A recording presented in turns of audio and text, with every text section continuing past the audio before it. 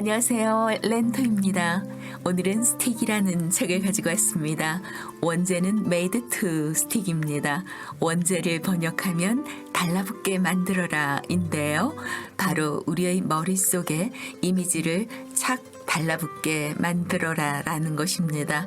그러면 이미지를 착 달라붙게 하는 건 언제 필요할까요? 선생님이 학생들을 가르칠 때, 영화를 홍보할 때, 기업을 광고할 때, 무엇보다 타인을 설득하고 마음을 얻어야 할 때, 또 유튜버가 썸네일 만들 때, 글을 쓸 때, 편지를 쓸 때, 기타 등등 많이 필요합니다. 이 책에서 재밌는 이야기부터 시작할게요. 엉터리 이미지이면서 미국 사람들 사이에 끊임없이 나돌았던 이미지는 이런 것입니다. 맥도널드 햄버거에 떠도는 이야기인데요. 맥도널드에 쓰는 고기는 쇠고기가 아니라 지렁이라는 것입니다. 그러니까 맥도널드 햄버거는 지렁이 버거라는 것입니다. 지난 수십 년 동안 이 번지는 끔찍한 루머는 어떻게 지웠을까요? 1978년 맥도널드 한 대변인이 나섭니다.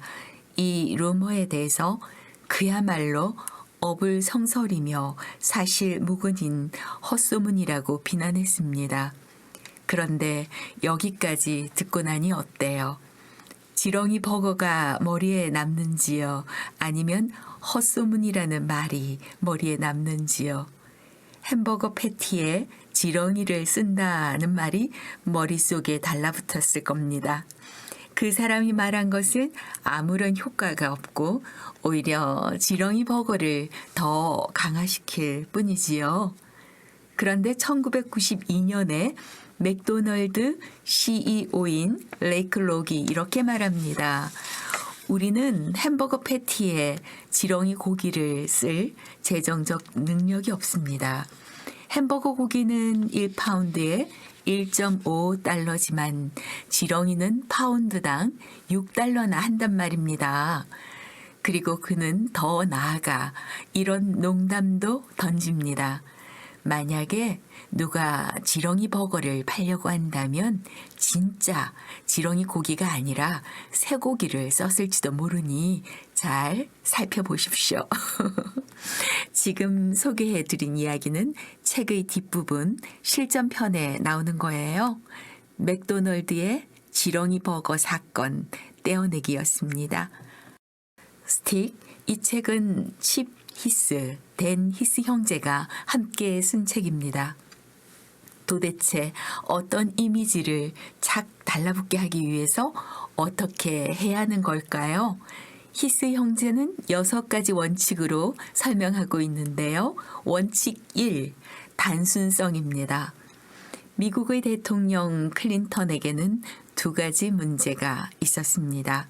한 가지는 여자 문제, 또 한 가지는 클린턴이 타고난 정책벌레여서 무슨 질문을 받을 때마다 줄줄이 자신의 생각을 늘어놓곤 했는데요. 너무 많은 것을 얘기하면 아무것도 얘기 안 한 것과도 같아요. 클린턴 핵심 정치 고문 제임스 카빌이 이 복잡한 상황을 극복하기 위해서 새 문장을 만들었어요. 그 가운데 가장 유명한 문구가 이것입니다. 함께 보시죠. 경제라니까 이 멍청아. It's the economy, stupid. 선거 기간 내내 사용했던 핵심 캠페인이었습니다. 클린턴이 바로 경제를 이끌고 갈 대통령이라는 느낌이 팍 오지요. 간결하면서 핵심을 파고듭니다. 광고들 가운데는 나이키의 Just Do It이라든지 에이스 침대 광고, 침대는 가구가 아니라 과학이다. 이런 문구가 남아있기도 합니다. 2번째 원칙, 의외성입니다.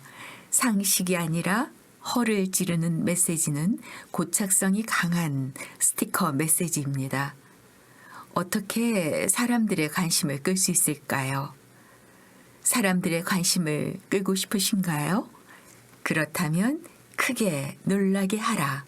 놀라움의 강도가 크면 클수록 듣는 사람은 더 큰 해답을 요구할 것이다. 충격적인 광고를 하나 소개하는데요. 미니밴 광고라고 하고서는 평화로운 일상을 깨듯 미니밴 차의 옆구리를 다른 차가 와서 쳐박습니다. 그리고 갑자기 화면이 검은색으로 깜깜하더니 문장 하나가 떠오릅니다. 이렇게 될 줄 모르셨죠? 이 문장이 사라지고 다른 문장이 나타납니다. 사람들은 늘 잊어버립니다. 자동차 경적 소리가 시끄럽게 울려 퍼지는 가운데 검은 화면 위에서 몇 마디 단어가 반짝입니다. 안전띠를 꼭 매세요. 언제 어디서나. 이게 바로 미국의 공익 광고, 안전띠를 매게 하려는 광고였습니다. 머릿속에 새겨지는 스티커 메시지 만드는 법. 세 번째 원칙은 구체성입니다. 2500년 동안 살아남은 이솝 우화의 비밀은 구체성입니다. 전 세계에 퍼진 여우와 심포도 이야기는 아주 구체적인 이야기 묘사에 있습니다. 예를 들어 실패했을 때에도 멍텅구리처럼 굴지는 마라. 이렇게 말을 하고 있었다면 이솝 우화는 옛날 옛적에 사라져 버렸을 것입니다. 대체로 전문가라든가 지식인들은 말을 어렵게 할 때가 많지요. 그들 역시 이솝 우화의 비밀을 배워야겠습니다. 구체적이고도 쉽게 말이에요. 스티커 메시지를 만드는 네 번째 원칙, 신뢰성입니다. 우리의 유명한 탤런트나 배우가 마약 등으로 구속되면 그가 나가던 광고 자체가 사라지는데요. 혹은 이미 찍어놓았던 영화를 내보낼 수가 없습니다. 이유는 간단합니다. 범죄와 연루된 그 사람을 아무도 신뢰하지 않으니까요. 저자는 말합니다. 진정한 권위는 그 지위가 아니라 출처의 정직성과 신뢰도에서 온다고요. 예전에 기억나는 광고 가운데 아기가 로션을 찍어 먹는 광고가 있었습니다. 그 화장품이 유해한 물질을 전혀 쓰지 않는다는 말을 그 화면이 하고 있었는데요. 단지 그 아기가 로션을 찍어 먹음으로 해서 그 화장품이 친환경이라는 걸 보여주었습니다. 스스로 신뢰를 창조했던 영상으로 기억합니다. 메시지를 탁 달라붙게 하는 다섯 번째 원칙, 감성입니다. 세상의 모든 수학 교사들은 학생들로부터 두 가지 질문을 받습니다. 왜 이런 게 필요하죠? 이걸 도대체 어디다가 써먹죠? 이것에 대한 감성적인 답변을 함께 볼게요. 책으로 가봅니다. 표준 방정식 수업을 할 때마다 우리 학년 학생들은 이렇게 묻곤 했다. 이런 걸 대체 어디다가 써먹죠? 이런 질문을 받을 때마다 나는 많이 괴로웠고 그래서 내가 가르치는 내용을 정당화하기 위해 모든 방법을 다 강구해 보았다. 하지만 나는 이제 이렇게 대답한다. 아마 없겠지. 아무데도 써먹지 못할 거야.